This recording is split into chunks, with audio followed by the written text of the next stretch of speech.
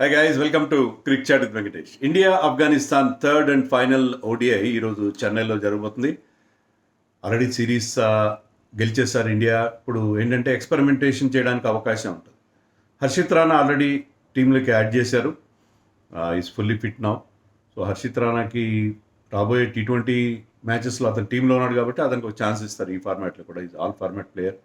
ఏదో గౌతమ్ గంభీర్ కోటాలో వచ్చిన వాడిగా మనం చూడాల్సిన అవసరం ఏం లేదు. Is a very good bowler and who can bat a bit. అదే అతనుకున్న స్పెషాలిటీగా చెప్పుకోవాలి.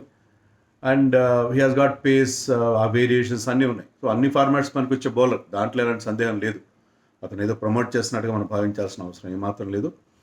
అండ్ ఇండియా ఈ మ్యాచ్లో నన్ను అడిగితే all new look face attack ఉండే అవకాశం. హర్షదీప్ కూడా రెస్ట్ ఇచ్చి అతని ప్లేస్లో హర్షిత్ని తీసుకొస్తారనుకుంటున్నాను నేను. అండ్ గుర్నూర్ బ్రార్ అండ్ ప్రిన్స్ యాదవ్ ఇద్దరిని కంటిన్యూ చేస్తారు. Gurnoor Brar has been very very impressive. ఆడిన 2 మ్యాచ్లో 6 వికెట్లు, 3 వికెట్లు ఇన్ ఈచ్ మ్యాచ్ పికప్ చేశాడు. He bowled with lot of pace. మంచి యార్కర్స్ కూడా వేస్తున్నాడని వేయగలని ప్రూవ్ చేశాడు. And is accurate. By and large is very accurate. So ఆ పేస్ ఉంది, హైట్ ఉంది. సో అతను, హర్షిత్ రాణా ఇద్దరు కూడా మనకేంటంటే ఆ టాల్ ఫాస్ట్ బౌలర్స్ లేర్ ఇన్ లోటు. Tall and pacey both can click over 140. Gurnoor Brar అయితే కన్సిస్టెంట్గా 145 ఆ రేంజ్లో బౌలింగ్ వేస్తున్నాడు. సో వీళ్ళిద్దరూ and Prince Yadav not very tall, not very pacy, but very very effective. So first మ్యాచ్లో కూడా అతను ఇంప్రెసివ్గానే స్టార్ట్ చేశాడు. సో వీళ్ళు ముగ్గురు ఒక న్యూ లుక్ పేస్ అటాక్ ఉండే అవకాశం మనకు కనిపిస్తుంది. అలాగే నితీష్ రెడ్డి కూడా టీంలోకి వస్తాడని చెప్పి మన అసిస్టెంట్ కోచ్ ర్యాంటన్ డెస్కటే నిన్న ప్రెస్ మీట్లో ఇండికేషన్ ఇచ్చాడు. నితీష్ రెడ్డి కూడా ఫిట్గా ఉన్నాడు ఇప్పుడు. లాస్ట్ మ్యాచ్లో అతనికి చిన్న ఫిట్నెస్ సమస్య వచ్చి అతను ఆడలేదు. సో నితీష్ రెడ్డి కూడా మరొక అవకాశం ఇస్తారు. ఎందుకంటే హార్దిక్ పాండ్యా మీద ఎప్పుడు క్వశ్చన్ మార్క్ ఉంటుంది.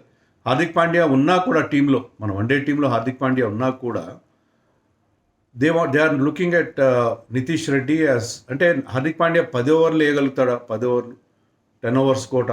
So Nitish Reddy, Hardik Pandya 6th bowler slot fill చేసేటట్టుగా వాళ్ళు ప్రయత్నిస్తారు. ఎందుకంటే next world cup, ODI world cup is in South Africa.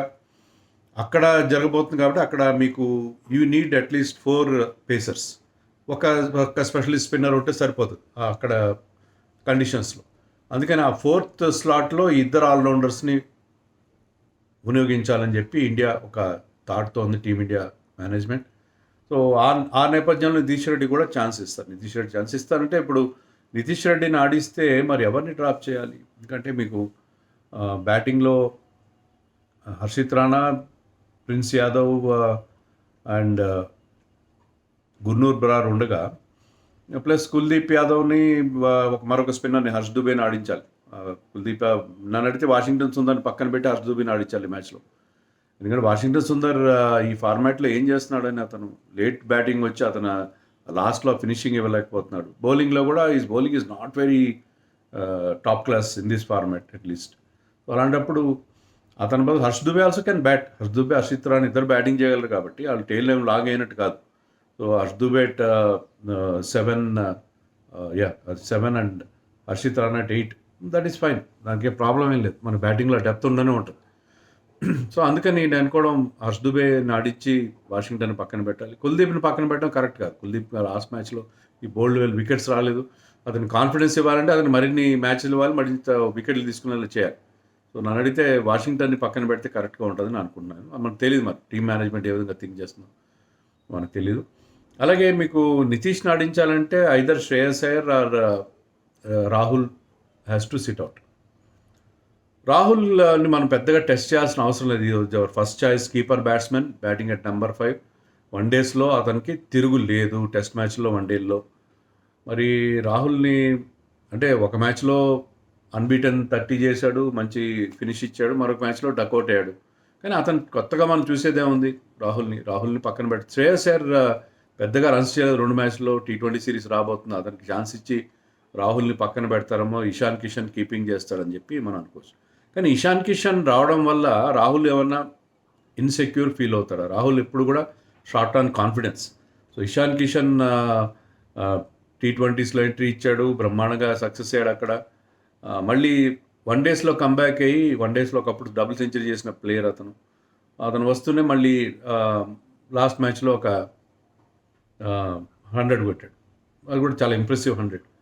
So Ishan Kishan entry as a keeper batsmen రాహుల్కి ఏమైనా ఇన్సెక్యూరిటీ ఇస్తుంది, but Rahul can play even as a batter. మనం అడిగితే రాహుల్ ప్యూర్ బ్యాటర్గా కూడా he can hold his place in one day side, because అతనుకున్న ability కన్సిస్టెంట్గా ఆడగలడు, డిఫరెంట్ గేర్స్లో ఆడగలడు.